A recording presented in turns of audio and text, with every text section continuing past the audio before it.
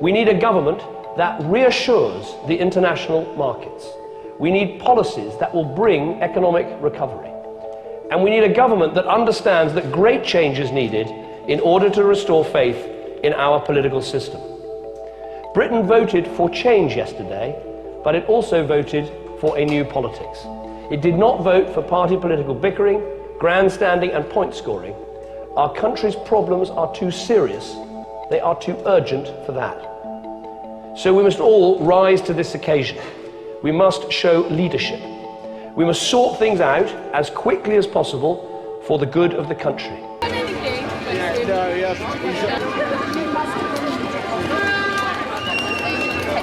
They protect the interests of the rich and they build up fear in the people who aren't rich. I've been on benefits, I've only just found a job, I've been on benefits for something like 6 months and it's been really horrible. We want our children to have good education and good health care. This is what my grandmother, who was a suffragette, actually fought for.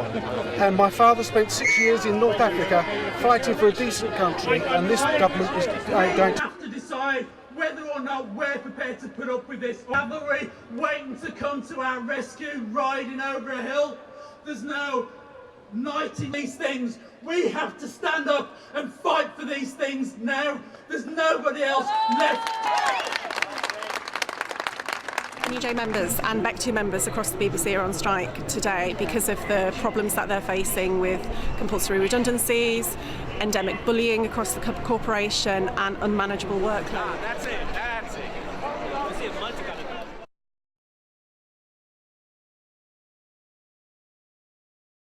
The spare room benefit cut, why thousands of tenants may have to downsize or pay extra to stay put. Well, the new rules allow 1 bedroom for each adult or couple, but 2 children under 10 will be expected to share a room, and if they're of the same sex, they'll have to share until they're 16.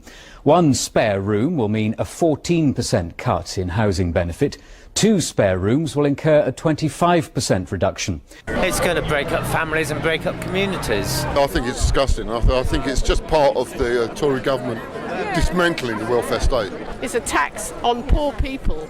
The whole system is skewed towards the wealthy. Fill the hole that was made by giving £1 trillion of our money to bankers. The poor are getting poorer and the rich are getting richer. It's very, very clear that there's a dividing line between the rich and the poor. We've definitely got a corrupt system. The poor are being asked to subsidise and pay for the mistakes and the flagrant theft of the nation's assets by these bankers, aided and abetted by these Tory cabinet of millionaires. Now we're out here today to say, no, we're not having it.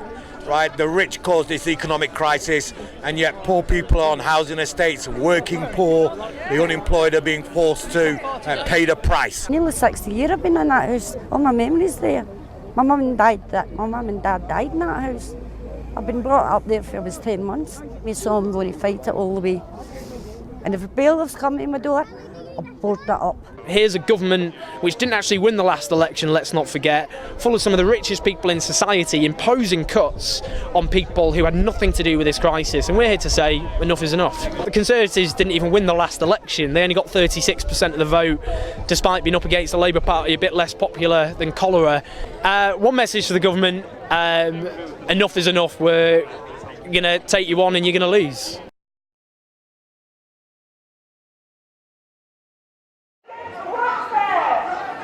We're here protesting today against companies that are using unpaid slave labour in their shops.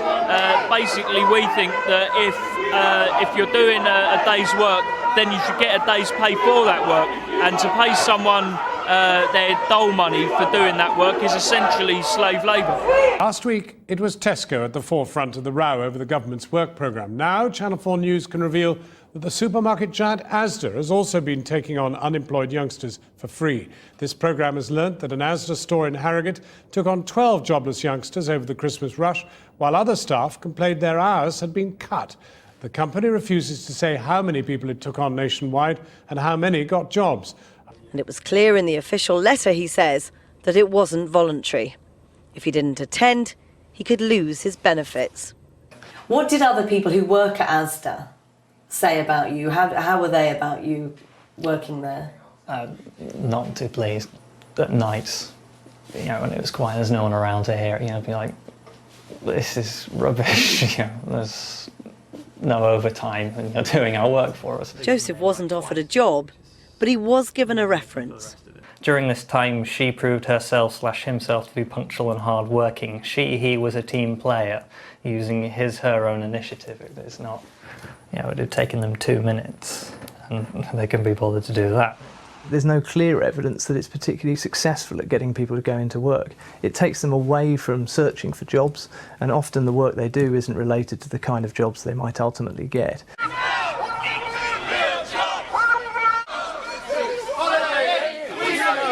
You don't pay your workers to. We know you don't pay your workers. Take a job abroad, so take your JSA away.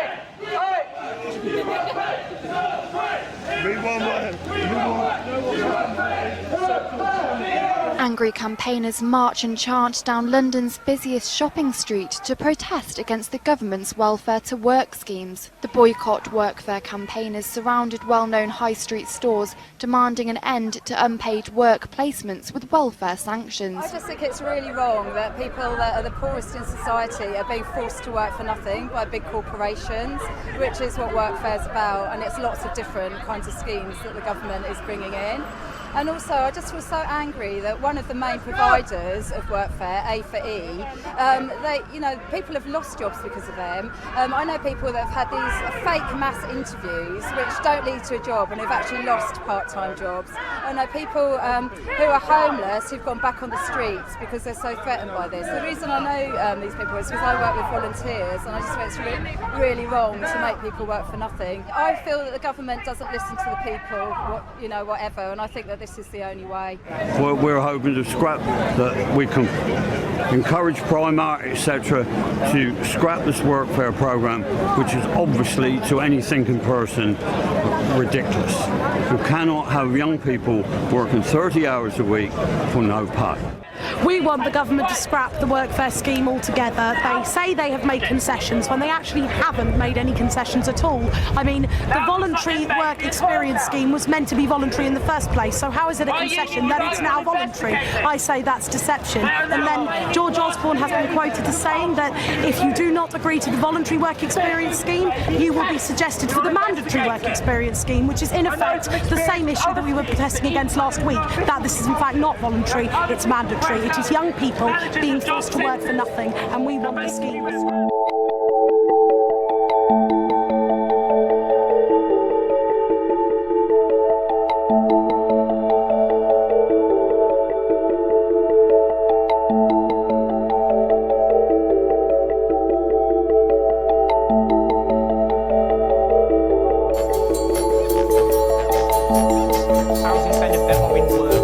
Enough money to pay extortionate rents. If we built housing in this country, we bring down the welfare bill, stimulate the economy and create jobs. But there is a point as well that has to be made about the treatment of disabled people in this country. And there are two names I just want to give Ian, and if there's anything he remembers, it's this. Brian McCardle, 57 years old, paralysed down one side, blind in one eye, he couldn't speak. He died one day after being found fit for work by ATOS. Another example, Karen Sherlock. Hang on a second, we've heard a lot from you. Let me tell you something. I didn't hear you screaming about 2.5 million people who are parked, nobody saw them for over 10 years, not working, with no hope, no aspiration. We are changing their lives. I'm proud of doing that. Getting them off benefit is what we're going to do. 1,100 people. All right, that's it. I'm afraid our time's up. Today, introducing a new national living wage. We will set it to reach £9 an hour by 2020. The new national living wage will be compulsory. Working people aged 25 and over will receive it. It will start next April at the rate of £7.20. The Low Pay Commission will recommend future rises that achieve the government's objective of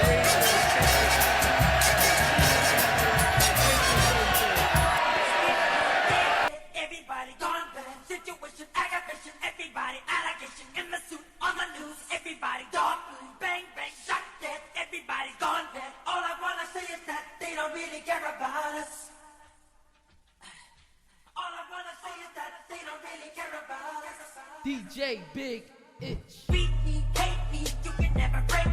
Will me, thrill me, you can never kill me. Sue me, everybody do me. Kick me, don't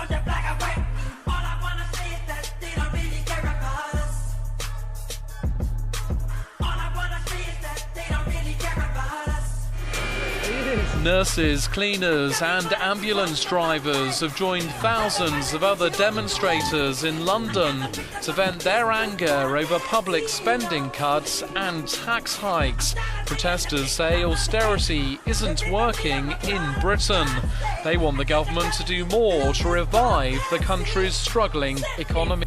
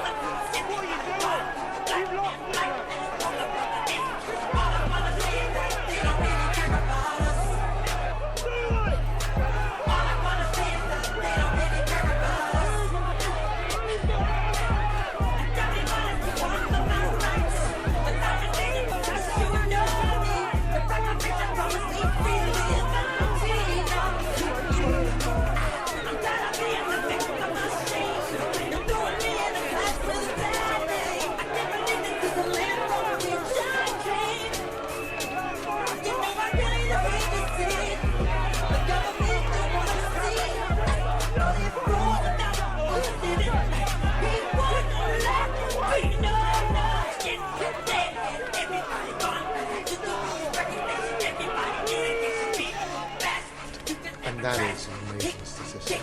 I have gone without food, and I know there's times where I have, struggled, where I've been like, gosh, there's no food there and I've got no money. The children see that their parents are stressed and worrying about money. Children are aware of their parents going without. Nearly half the children from the poorest families in our survey said that they saw their parents going without things like food or clothes for themselves just to make ends meet. The sad case is that there's not just one Alicia.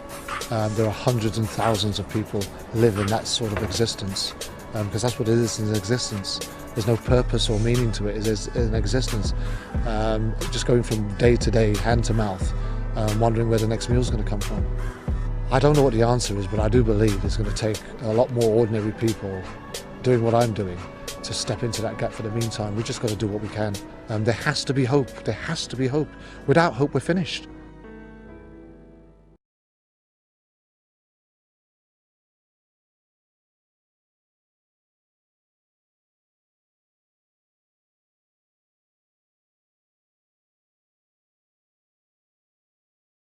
Murray Black. Thank you, Madam Deputy Speaker, for calling me during such an important debate. Firstly, in my maiden speech, I want to pay tribute to my predecessor, Douglas Alexander. He served the constituency for many years. After all, I was only 3 when he was elected. But it is because of that fact that I want to thank him for all he did for the constituency, and I especially want to take a moment to commend him for the dignified way that he handled himself on what must have been a very difficult election night. He did himself proud and he did his party proud, and I wish him the best for the future. Now, when I discovered that it was of tradition to speak about the history of your constituency in a maiden speech, I decided to do some research, despite the fact I've lived there all my life. And as one of the tail end doing the maiden speech of my colleagues in the SNP, I've noticed that my colleagues quite often mention Rabbie Burns a lot, and they all try to form this intrinsic connection between him and their own constituency and own him for themselves. I, however, feel no need to do this, for during my research I discovered a fact which trumps them all. William Wallace was born in my constituency, in Elderslie, of which Madam Deputy Speaker is familiar with. Now, my constituency has a fascinating history far beyond a Hollywood film and a historical name. From the mills of Paisley to the industries of Johnson, right out to the weavers in Kilbarchan. It's got a wonderful population with a cracking sense of humour and much to offer both to tourists and to those who reside there. But the truth is that within my constituency, it's not all fantastic. We've watched our town centres deteriorate. We've watched our communities decline. Our unemployment level is higher than that of the UK average. 1 in 5 children in my constituency go to bed hungry at night. Paisley Job Centre has the 3rd highest number of sanctions in the whole of Scotland. Now, before I was elected, I volunteered for a charitable organisation, and there was a gentleman who I grew very fond of. He was one of these guys who has been battered by life in every way imaginable. You name it, he's been through it. And he used to come in to get food from this charity. And it was the only food that he had access to, and it was the only meal he would get. And I sat with him and he told me about his fear of going to the job centre. He said, I've heard the stories, Mary. They try and trick you out. They'll tell you you're a liar. I'm not a liar, Mary, I'm not. And I told him, it's okay, calm down. Go, be honest, it'll be fine. I then didn't see him for about 2 or 3 weeks. I did get very worried. And when he finally did come back in, I says to him, how did you get on? And without saying a word, he burst into tears. That grown man standing in front of a 20-year-old crying his eyes out. Because what had happened to him was the money that he would normally use to pay for his travel to come to the charity to get his food. He decided that in order to afford to get to the job centre, he would save that money. Because of this, he didn't eat for 5 days. He didn't drink. When he was on the bus on the way to the job centre, he fainted due to exhaustion and dehydration. He was 15 minutes late for the job centre and he was sanctioned for 13 weeks. Now, when the Chancellor spoke in his budget about fixing the roof while the sun is shining, I would have to ask, on who is the sun shining? Yeah. When he spoke about benefits not supporting certain kind of lifestyles, is that the kind of lifestyle that he was talking about? If we go back even further, when the Minister for Employment was asked to consider if there was a correlation between the number of sanctions and the rise in food bank use, she stated, and I quote, "Food banks play an important role in local welfare provision. Renfrewshire has the 3rd highest use of food bank use, and food bank use is going up and up. Food banks are not part of the welfare state. They are a symbol that the welfare state is failing." Now, the government, quite rightly, pays for me through taxpayers' money to be able to live in London whilst I serve my constituents. My housing is subsidised by the taxpayer. Now, the Chancellor in his budget said, it is not fair that families earning over £40,000 in London should have their rents paid for by other working people. But it is okay so long as you're an MP. In this budget, the Chancellor also abolished any housing benefit for anyone below the age of 21. So we are now in the ridiculous situation whereby, because I am an MP, not only am I the youngest, but I am now also the only 20-year-old in the whole of the UK that the Chancellor is prepared to help with housing. We now have one of the most uncaring, uncompromising and out-of-touch governments that the UK has seen since Thatcher. It is here that I must now turn to those who I share a bench with. Now, I have sat in this chamber for 10 weeks and I have very deliberately stayed quiet and I have listened intently to everything that has been said. I have heard multiple speeches from Labour benches standing to talk about the worrying rise of nationalism in Scotland, when in actual fact all these speeches have served to do is to demonstrate how deep the lack of understanding about Scotland is within the Labour Party. I, like so many SNP members, come from a traditional socialist Labour family, and I have never been quiet in my assertion that I feel it is the Labour Party that left me, not the other way about. The SNP did not triumph on a wave of nationalism. In fact, nationalism has nothing to do with what's happened in Scotland. We triumphed on a wave of hope. Hope that there was something different, something better to the Thatcherite neoliberal policies that are produced from this chamber. Hope that representatives genuinely could give a voice to those who don't have one. I don't mention this in order to pour salt into wounds which I am sure are very open and very sore for many members on these benches, both politically and personally. Colleagues, possibly friends, lost their seats. I mention it in order to hold a mirror to the face of a party that seems to have forgotten the very people they're supposed to represent, the very things they're supposed to fight for. After hearing the Labour leaders' intentions to support the changes of tax credits that the Chancellor has put forward, I must make this plea through the words of one of your own and one of a personal hero of mine. Tony Benn once said that in politics there are weathercocks and signposts. Weathercocks will spin in whatever direction the wind of public opinion may blow them, no matter what principle they have to compromise. And then there are signposts. Signposts which stand true and tall in principle, and they point in a direction and they say this is the way to a better society, and it is my job to convince you why. Tony Benn was right when he said the only people worth remembering in politics are signposts.